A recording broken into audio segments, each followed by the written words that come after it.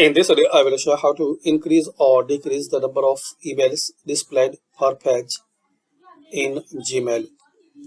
So very easy way, click on this settings icon and here click on see all settings.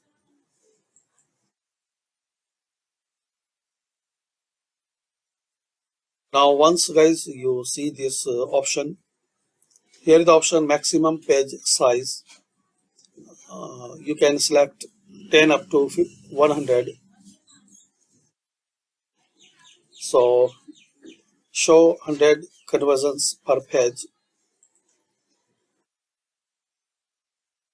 Now scroll down and click on save changes.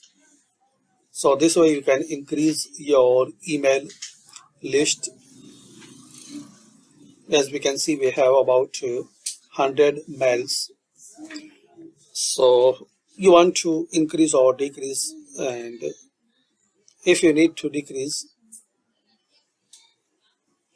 so again here select 10, 15 or what you need, then save changes. So thanks for watching and please share, like and subscribe this channel.